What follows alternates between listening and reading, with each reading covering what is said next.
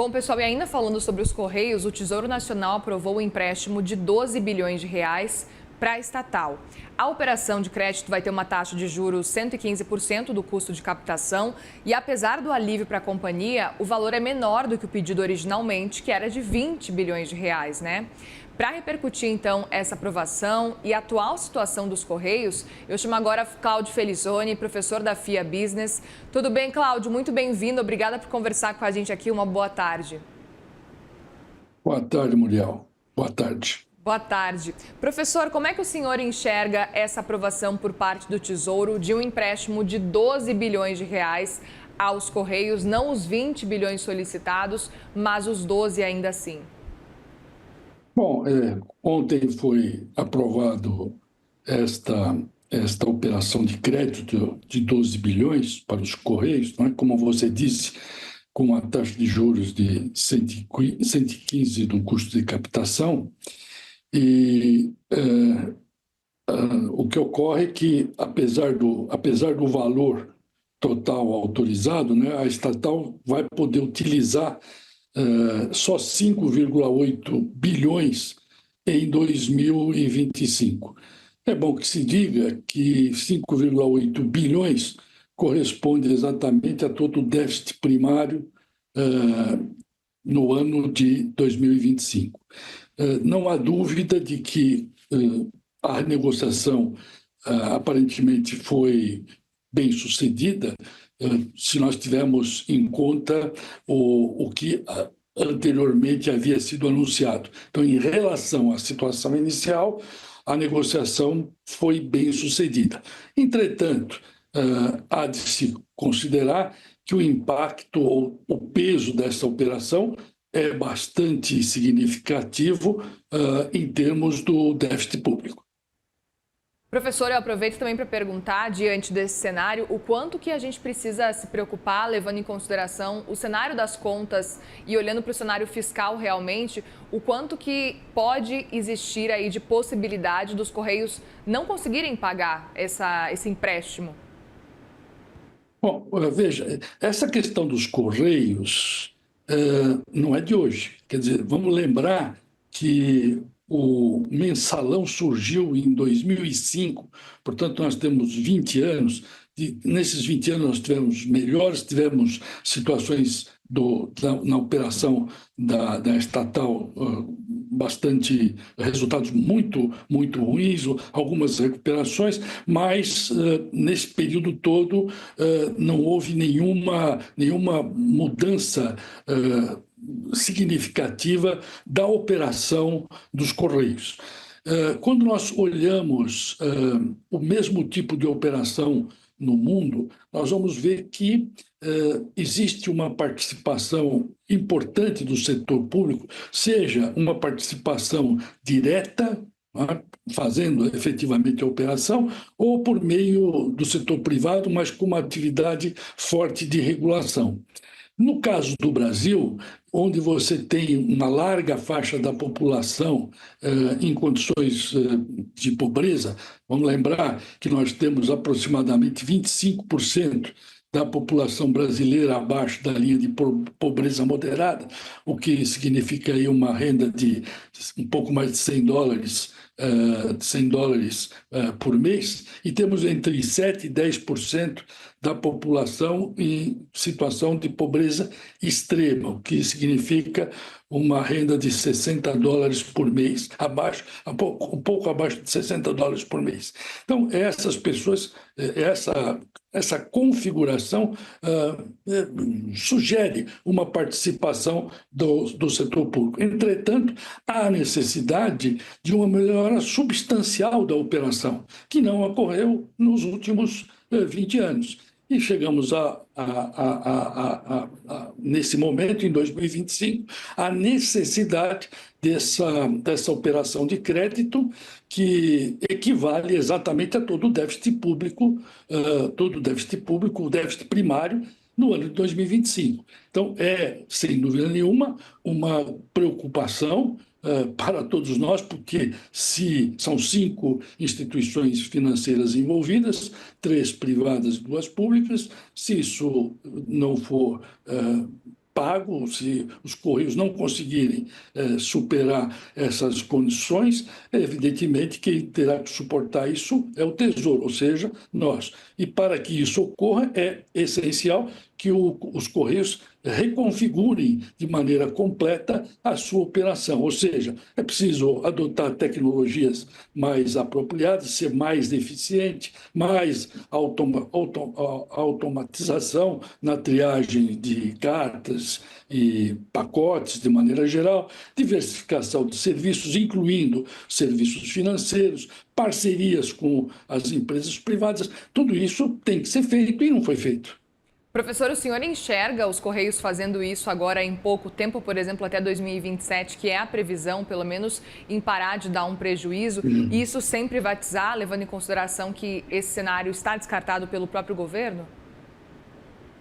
Olha, é muito difícil dizer isto, né? Se os Correios vão, de fato, seguir nessa rota de mudar essa trajetória histórica até aqui construída de maneira muito ruim. Não é? É de se esperar que isso aconteça. Se vai acontecer ou não, é muito difícil de dizer. Os pontos positivos, o aspecto positivo dessa operação de salvação via um empréstimo é de tentar manter esse serviço público para um país que, de fato, pelas suas próprias características, demanda um esforço, um trabalho nessa direção pela estrutura, pela distribuição de renda. Isso é o aspecto positivo. O aspecto negativo está pontuado, essa incerteza que isso vai acontecer, levando em consideração o histórico, levando em consideração as influências políticas e também levando em consideração, também um aspecto negativo, a imagem que isto pode passar para as demais empresas estatais, também deficitárias, de que, na última hora, o governo vai dar um jeito de socorrer. Isso, evidentemente, também é um aspecto negativo. Quando nós olhamos as empresas estatais de modo geral, fazemos uma comparação tanto nos países da América do Norte, Canadá, Europa e Ásia, comparamos empresas estatais com as empresas privadas, o que os estudos mostram é que as empresas estatais são menos eficientes, empregam mais, são mais alavancadas, são muito menos inovadoras.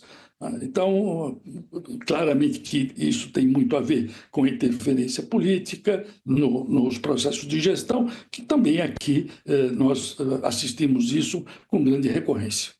O professor, outro ponto para a gente também continuar conversando por aqui é uma preocupação que a gente acompanha do mercado, é de que isso vire algo recorrente, ou seja, outras estatais que estão também em situação complicadas pode também, no fim das contas, exigir o mesmo tipo de socorro.